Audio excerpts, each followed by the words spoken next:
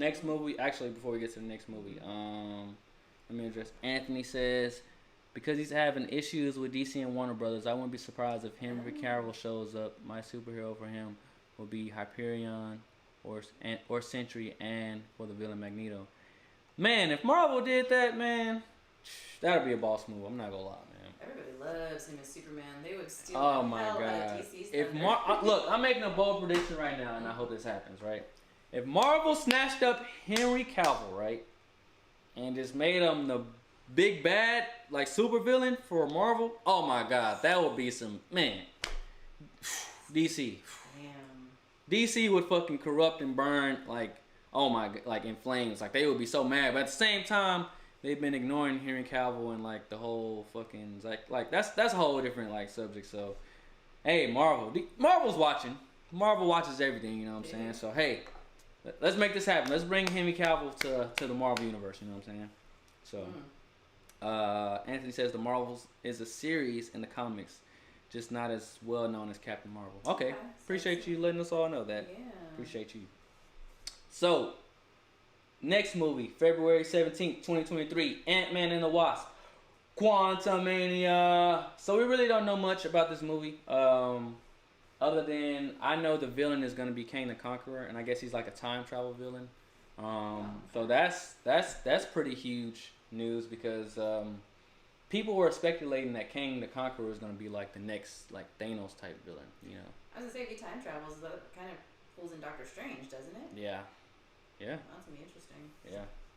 So we don't know too much about that. You know, did you enjoy the Ant-Mans? I did. I really series? like. Oh my god, I can't think of his name right now. Main character plays Ant-Man. What is his name? Paul Rudd. Thank you. Paul Rudd. Jesus. Paul, thanks. I really love his character. He's just funny naturally to me in these movies, and I really like her character too. And they did a really good job developing the story. I loved even the smaller characters. The side character. Yeah, T.I.'s one of them, and then I can't think of the Mexican guy who's in everything else. He was in Crash and all of those. I like those characters. So even the smaller characters were good in that movie, and I hope they bring them back for this one too. But I love the Ant-Man movies. Surprisingly, Yeah.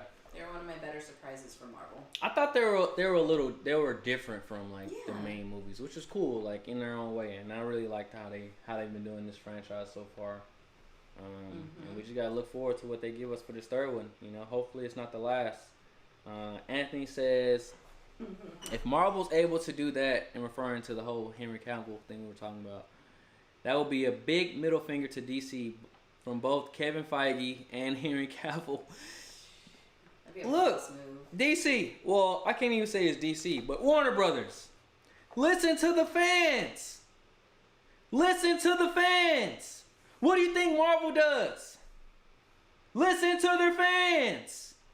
Like, it's idiotic to me that the fans of, you know, the comic book series want something, but then movie studios like, nah, we want to try this different idea. Like, are you idiots? Like, how? Like, you don't understand your like. There's a disconnect going on between. I don't understand like Warner Brothers and like their DC audience. I don't get it. I really don't get it. But then you have Marvel that's like, you love Zemo? Here's dancing right, Zemo for an hour. We'll post it. Yeah. Like, what do you want? And it went viral because you gave the fans what they want.